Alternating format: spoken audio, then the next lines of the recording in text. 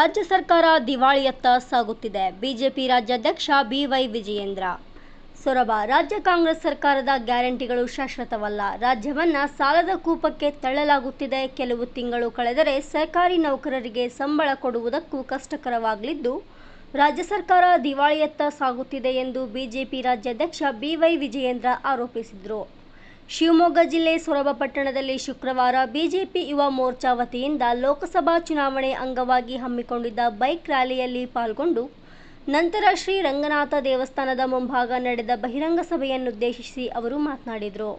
ಈ ಸಂದರ್ಭದಲ್ಲಿ ಬಿಜೆಪಿ ಮಂಡಲ ಅಧ್ಯಕ್ಷ ಪ್ರಕಾಶ್ ತಲಕಾಲಕೊಪ್ಪ, ಪ್ರಧಾನ ಕಾರ್ಯದರ್ಶಿ ಶಿವಕುಮಾರ್ ಕಡಸೂರ್, ಯುವ ಮೋರ್ಚಾ ಅಧ್ಯಕ್ಷ ರಾಜು ಮಾವಿನಬಳ್ಳಿಕೊಪ್ಪ, ಪ್ರಧಾನ ಕಾರ್ಯದರ್ಶಿಗಳಾದ ಹರೀಶ್, ಸಂಜಯ್ ತಡಗಳಲೆ, ಜಿಲ್ಲಾಧ್ಯಕ್ಷ ಪ್ರಶಾಂತ್, ಪ್ರಧಾನ ಕಾರ್ಯದರ್ಶಿ ಅರುಣ್ ಕುಗ್ವೆ, ದರ್ಶನ್, ಕಾರ್ಯದರ್ಶಿ ಆಶಿಕ್ ನಾಗಪ್ಪ, ಪ್ರಮುಖರಾದ AL Arvind, doctor Jnanesh HE, VG Parashuram Bilavagodu, Devendrappa Channapur, Abhishek Gowda, MR Patil, M Nagappa, Geetha Mallikarjun Dwarahalli, Holeyamma, Janakappa Yalasi ಮತ್ತಿತರರು ಪಾಲ್ಗೊಂಡಿದ್ದರು. ಇದಕ್ಕೂ ಮೊದಲು ಮೆಸ್ಕಾಂ ಕಚೇರಿ ಮುಂಭಾಗದಿಂದ ಮುಖ್ಯ ರಸ್ತೆ ಮಾರ್ಗವಾಗಿ ಶ್ರೀ ರಂಗನಾಥ ದೇವಸ್ಥಾನದವರೆಗೆ ಬೈಕ್ ರ್ಯಾಲಿ ನಡೆಯಿತು.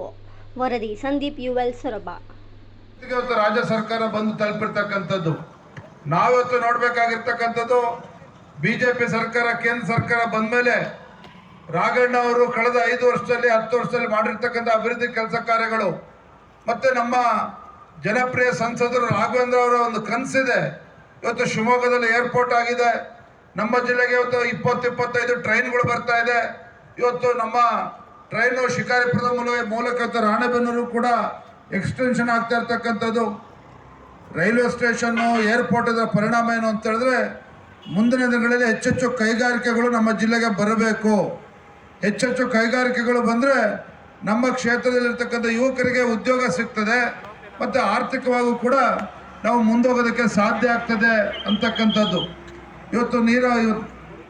ಇವತ್ತು ನಮ್ಮ ಶಿವಮೊಗ್ಗ ಜಿಲ್ಲೆನಲ್ಲಿ ಶಿವಮೊಗ್ಗ ಜಿಲ್ಲೆ ಸನ್ಮಾನ್ಯ ಯಡಿಯೂರಪ್ಪನವರು ರಾಜ್ಯದ ಮುಖ್ಯಮಂತ್ರಿ ಇದ್ದಾಗ ಶಿವಮೊಗ್ಗ ಜಿಲ್ಲೆ ಇರ್ಬೋದು, ನಮ್ಮ ಸೊರಬ ತಾಲೂಕು ಇರ್ಬೋದು, ಇವತ್ತು ನೀರಾವರಿ ಯೋಜನೆಗೆ ಒತ್ತನ್ನು ಕೊಟ್ಟಿರ್ತಕ್ಕಂಥದ್ದು ನಿಮ್ಮ ಯಡಿಯೂರಪ್ಪನವರು ರಾಜ್ಯದ ಮುಖ್ಯಮಂತ್ರಿ ಇದ್ದಾಗ ಹೊರತು ಕಾಂಗ್ರೆಸ್ ಸರ್ಕಾರ ಇದ್ದಾಗ ಕೊಡೋದಕ್ಕೆ ಸಾಧ್ಯ ಆಗಿಲ್ಲ.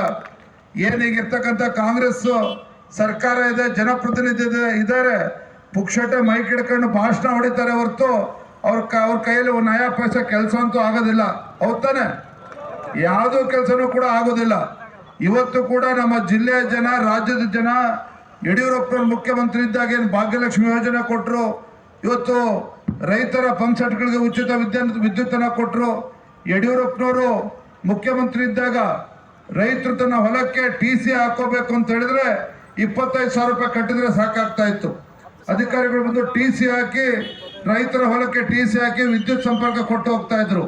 ಈ ಕೆಟ್ಟ ಕಾಂಗ್ರೆಸ್ ಸರ್ಕಾರ ಬಂದ ಮೇಲೆ ರೈತರು ತನ್ನ ಹೊಲಕ್ಕೆ TC ಹಾಕೋಬೇಕು ಅಂತ ಹೇಳಿದ್ರೆ 2 ಲಕ್ಷ ರೂಪಾಯಿ ಕಟ್ಟಬೇಕು. ಯಾವ ಉಚಿತ ಬಸ್ ಬಗ್ಗೆ ಮಾತಾಡ್ತಾರೆ ಇವರು ಅಯೋಗ್ಯರು ಕಾಂಗ್ರೆಸ್ನವರು, ಯಾವ ಗೃಹಲಕ್ಷ್ಮಿ ಬಗ್ಗೆ ಮಾತಾಡ್ತಾರೆ. ಒಂದು ಕೈಯಲ್ಲಿ ಕೊಟ್ಟು ಮತ್ತೊಂದು ಕೈಯಲ್ಲಿ ಕಿತ್ಕೊಳ್ತಕ್ಕಂಥ ಕೆಲಸ ಮಾಡ್ತಾ ಇದ್ದಾರೆ ಹೊರತು ನೇರವಾಗಿ ರೈತರ ಹೊಟ್ಟೆ ಮೇಲೆ ಬರೆ ಇಡ್ತಕ್ಕಂಥ ಕೆಲಸ ಯಾರು ಮಾಡ್ತಿದ್ರೆ ಇವತ್ತು ರಾಜ್ಯದಲ್ಲಿರ್ತಕ್ಕಂಥ ಕಾಂಗ್ರೆಸ್ ಸರ್ಕಾರ ಅನ್ನೋದನ್ನು ನಾವು ಮರೆಯಬಾರದು. ಇವತ್ತು ಈ ಸರ್ಕಾರ ಪರಿಷ್ಠ ಜಾತಿ ಪರಿಷ್ಠ ಪಂಗಡಕ್ಕೆ ಮೀಸಲಿಟ್ಟಿರ್ತಕ್ಕಂಥ ಹಣವನ್ನು ಕೂಡ ಇವತ್ತು ಬೇರೆ ಕಡೆಗೆ ವರ್ಗಾವಣೆ ಮಾಡಿರ್ತಕ್ಕಂಥದ್ದು. ಇವತ್ತು ಪರಿಷ್ಠ ಜಾತಿ ಪರಿಷ್ಠ ಪಂಗಡಕ್ಕೆ ಇವತ್ತು ಅನ್ಯಾಯ ಮಾಡ್ತಾ ಇದ್ದಾರೆ.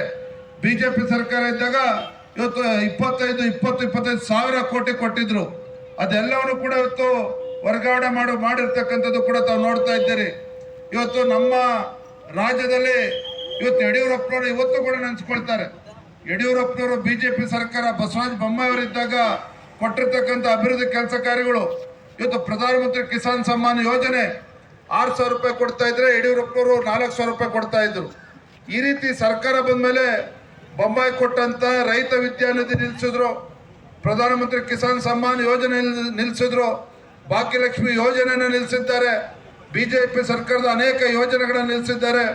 ಈಗ ಮಾತ್ರ 2,000 ರೂಪಾಯಿ ಗೃಹಿಣಿ ಕೊಡ್ತಕ್ಕಂಥದ್ದು ಉಚಿತ ವಿದ್ಯುತ್ ಬಗ್ಗೆ ಮಾತನಾಡ್ತಾರೆ. ನೀವು ವ್ಯಾಪಾರಸ್ಥರು ಕೇಳ್ರಿ, ಕಾಂಗ್ರೆಸ್ ಸರ್ಕಾರ ಬರುವ ಮುನ್ನ ಅವ್ರ ಕರೆಂಟ್ ಬಿಲ್ಲು 4,000 ರೂಪಾಯಿ ಬರ್ತಾ ಇದೆ, ಇವತ್ತು 8,000 ರೂಪಾಯಿ 10,000 ರೂಪಾಯಿ ಬರ್ತಾ ಇದೆ. ಬಸ್ ಚಾರ್ಜು 30% 40% ಜಾಸ್ತಿ ಆಗಿದೆ. ಈ ರೀತಿ ಒಂದು ಅನ್ಯಾಯ ಮಾಡ್ತಾ ಇದೆ ರಾಜ್ಯ ಸರ್ಕಾರ. ಇವತ್ತು ನಮ್ಮ ಮಾಜಿ ಶಾಸಕ ಇರ್ತಕ್ಕಂಥ ಕುಮಾರ್ ಬಂಗಾರಪ್ಪನವರು ಇವತ್ತು ಸೊರಬ ಇವತ್ತೇನಾದ್ರು ಅಭಿವೃದ್ಧಿ ಕಂಡಿದೆ ಅಂತ ಹೇಳಿದ್ರೆ, ಹಾಲಪ್ಪಣ್ಣವರು ಶಾಸಕರಿದ್ದಾಗ ಮಂತ್ರಿ ಇದ್ದಾಗ ಅಭಿವೃದ್ಧಿ ಕೆಲಸ ಸೊರಬ ತಾಲೂಕಲ್ಲಿ ಆಗಿದೆ. ಕುಮಾರ್ ಬಂಗಾರಪ್ಪನವರಿದ್ದಾಗ ಅಭಿವೃದ್ಧಿ ಕೆಲಸ ಆಗಿದೆ. ರಾಘಣ್ಣವರು MP ಆಗಿ ಶಿಕಾರಿಪುರಕ್ಕೆ ಎಷ್ಟು ಗಮನವನ್ನು ಕೊಡ್ತಾರೋ ಅಭಿವೃದ್ಧಿ ವಿಚಾರದಲ್ಲಿ ನಮ್ಮ ಸೊರಬ ಕ್ಷೇತ್ರಕ್ಕೂ ಕೂಡ ಅಷ್ಟೇ ಸಮಯವನ್ನು ಕೊಟ್ಟು ಇಲ್ಲಿ ಆಗ್ತಕ್ಕಂಥ ಅಭಿವೃದ್ಧಿ ಕೆಲಸದ ಬಗ್ಗೆ ತಲೆ ಕೆಡಿಸ್ಕೊಂಡಿದ್ದಾರೆ. ನಾನಲ್ಲಿರ್ತಕ್ಕಂಥ ನಮ್ಮ ಕಾರ್ಯಕರ್ತರಿಗೆ ನಾನು ವಿನಂತಿ ಮಾಡ್ತಕ್ಕಂಥದ್ದು, ಸಾಕಷ್ಟು ಸಮಯ ಆಗಿದೆ, ಬಿಸಿಲು ಮಧ್ಯೆ ನಾವು ನಿಂತಿದ್ದೇವೆ. 7ನೇ ತಾರೀಕಿನ ಮತದಾನ ಆಗ್ತದೆ. ಪ್ರತಿನಿತ್ಯ ನಮ್ಮ ಬೂತ್ಗಳಲ್ಲಿ ಏನು ಕೇಂದ್ರ ಸರ್ಕಾರ ನರೇಂದ್ರ ಮೋದಿಜಿಯವರು ಕೊಟ್ಟಿರ್ತಕ್ಕಂಥ ಯೋಜನೆಗಳ ಫಲಾನುಭವಿಗಳೇನಿದ್ದಾರೆ ಅವರ ಮನೆಗಳಿಗೆ ಭೇಟಿಯನ್ನು ಕೊಡಬೇಕು. ಭೇಟಿಯನ್ನು ಕೊಟ್ಟು ಕೇಂದ್ರ ಸರ್ಕಾರ ಹಿಂದೆ BJP ಸರ್ಕಾರ ಕೊಟ್ಟಂಥ ಯೋಜನೆಗಳನ್ನು ನೆನಪು ಮಾಡಿಕೊಟ್ಟು ದೇಶದ ಭವಿಷ್ಯ ಇವತ್ತು BJP JDS ಪಕ್ಷ ಒಂದಾಗಿ ಹೋಗ್ತಾ ಇರ್ತಕ್ಕಂಥ ಸಂದರ್ಭದಲ್ಲಿ ದೇಶದ ಭವಿಷ್ಯದ ದೃಷ್ಟಿಯಿಂದ ಇವತ್ತು ನಮ್ಮ ಶಿವಮೊಗ್ಗ ಲೋಕಸಭಾ ಕ್ಷೇತ್ರದಿಂದ ಕ್ರಿಯಾಶೀಲ ಸಂಸದ BY ರಾಘವೇಂದ್ರ ಕ್ರಮ ಸಂಖ್ಯೆ 2 ಕಮಲದ ಹೂವಿನ ಮುಂದೆ ಬಟನ್ ಒತ್ತಿ ಇವತ್ತು ರಾಘಣ್ಣವ್ರನ್ನ ಗೆಲ್ಲಿಸಬೇಕು.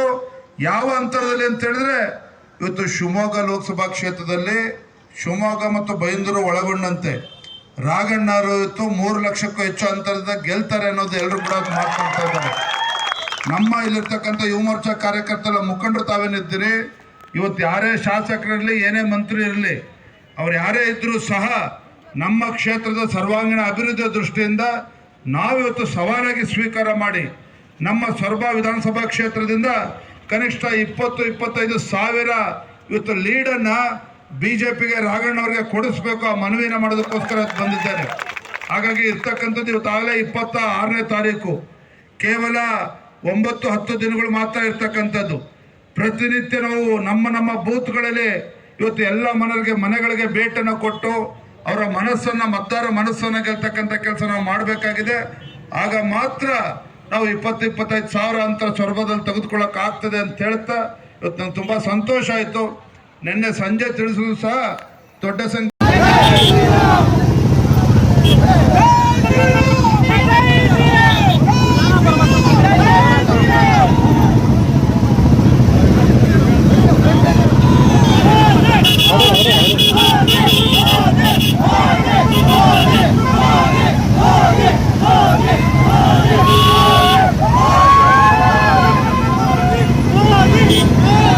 ಮುಂದೆ